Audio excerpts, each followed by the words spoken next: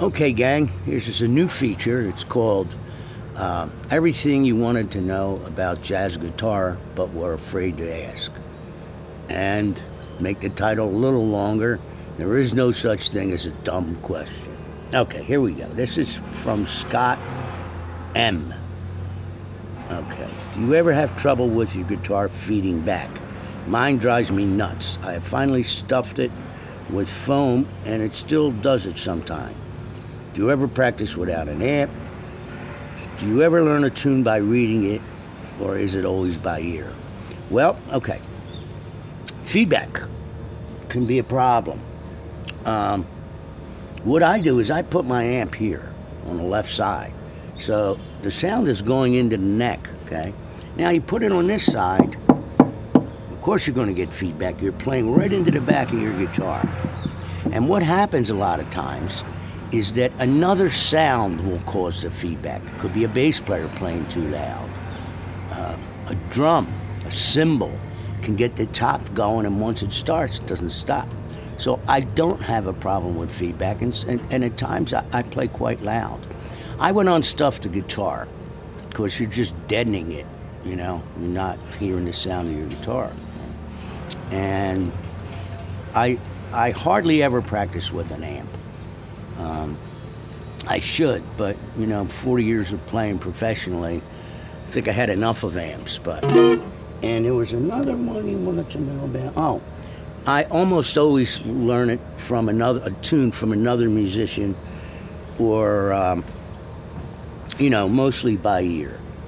Okay. This is from Mick B. What styles of modern music do and don't you like? Well, I wish I knew what you meant by modern music. Okay.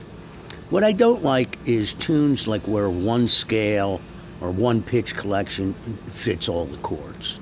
That doesn't do much for me. I like the challenge of navigating through chord changes. Now, I'll give you an idea of what I consider to be modern guitar playing, modern music. If I play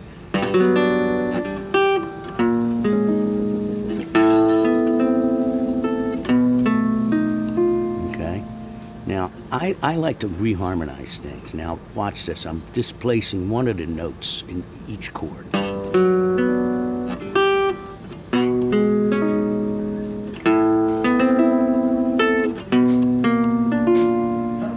Okay?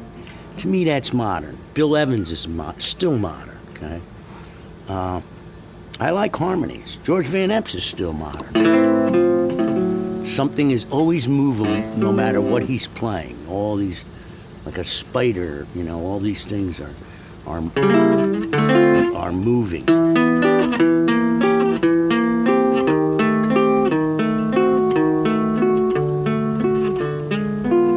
Okay, to me, that's modern. Moving on. Okay, we got Scott M. Do you do any basic setup and adjustments on your guitars? Yeah, I can straighten the neck. I can change the strings. I can intonate the guitar, the bridge, you know, just basic stuff, you know.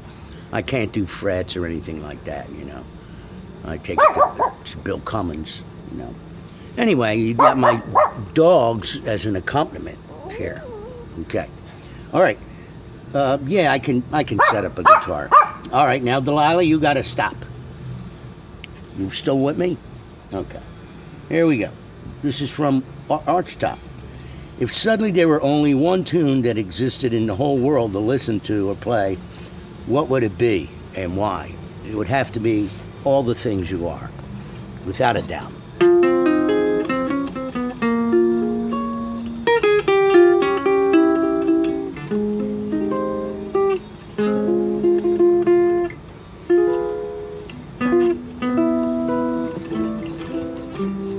I like it because of the lyrics. The melody is fantastic. There's even a verse to it, you know, which is really a nice verse. I suggest everybody learn that. But I'd have to say that, you know. But I don't know if I was on a desert island, maybe I'd probably be improvising on the tune and would come out as a new tune. All right, We got. It was a good question. And at what point in your playing did you develop your own sound style? How would you describe your sound style, for a lack of a better term? I ask because, one, so much of learning jazz is rooted in imitation and assimilation, and two, you have a distinctive sound that many of us can identify right away when we hear you.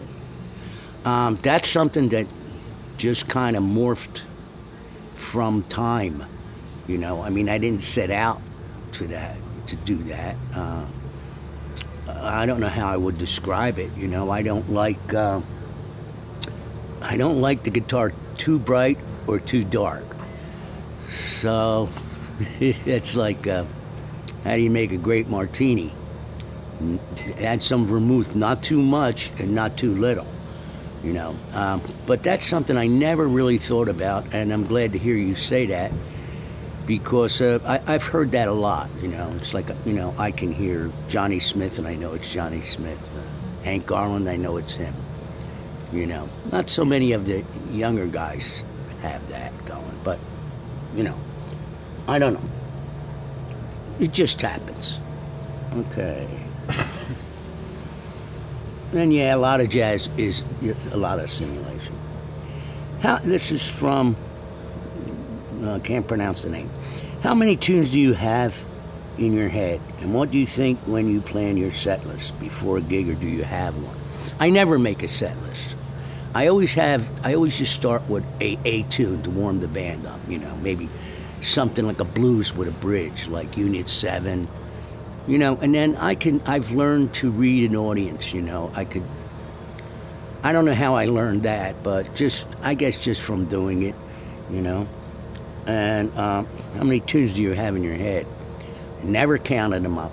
There's tunes that I played, or sometimes that I don't play in a long time, and I'll ask the bass player, hey, what do you want to play? And he'll mention the tune, and I go, yeah, I think I know that. You know, Mike's asking, where does that bridge go to?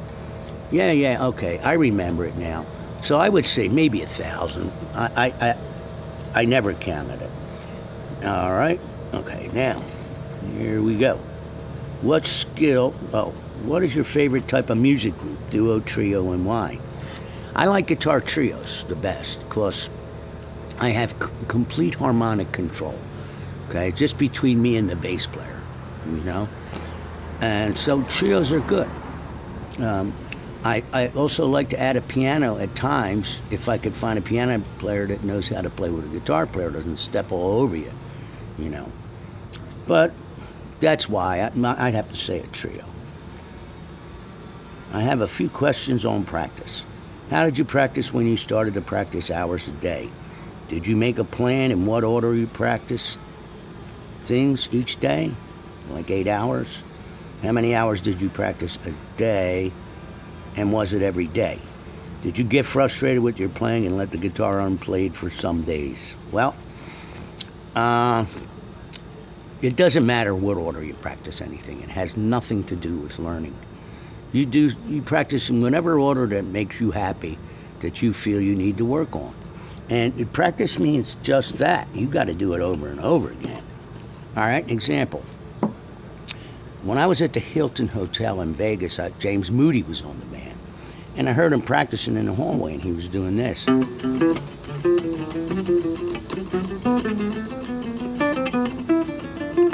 Okay, so I learned the pattern, and I sat there in every key. And I did that until I could do it in all 12 keys. And then maybe I'd go on to something else, you know, chords, something like that. But I do like to practice every day, because you lose, if you take off a day, you might lose what you practiced the day earlier. And how many days? Yeah, 6 to 8 hours. Do you ever get frustrated with your playing? Yes, of course, but I just kept practicing, you know.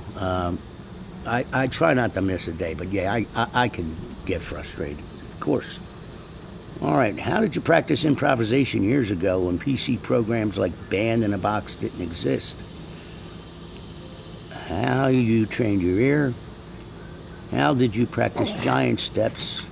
Okay. I had a way of hearing the tunes in my head, the chords at least. And like if I took a tune like Misty, I could hear that in my head.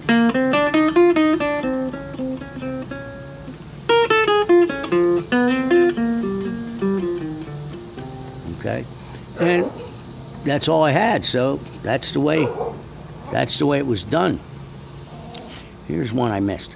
Do you regularly meet other musicians to jam? What is it? Oh, okay. That was from before. Nah, there's no point at this point in my career. There's no point in getting guys together for a jam session.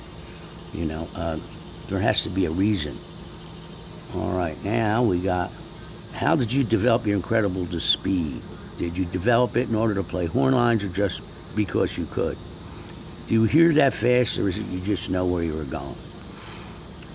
The speed came from practice, and a lot from studying violin studies, Wolfart, etc., etc. Okay, and I did it to play horn lines, Sonny Stitt, Charlie Parker, Coltrane, you know.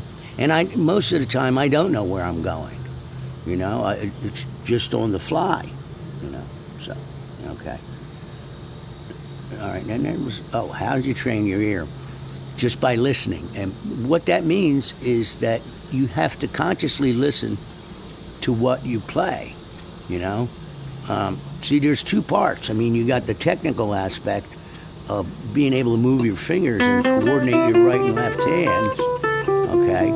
But you also need to be listening to it. So this part has to be second nature. That's why you practice over and over and over again. Leave some space in your mind to listen. Okay. How did I practice giant steps? Just like any other tune. No shortcuts. No one scale fits these. No. B. D7 with a passing note. D7. G major. B flat. E flat major. And then we go to G. No different than any other tune, except it has an unusual pattern of chord changes, which makes it difficult. Okay? It's a hard tune. It's almost like a test. And let's see if I think there's a couple more. Here's one.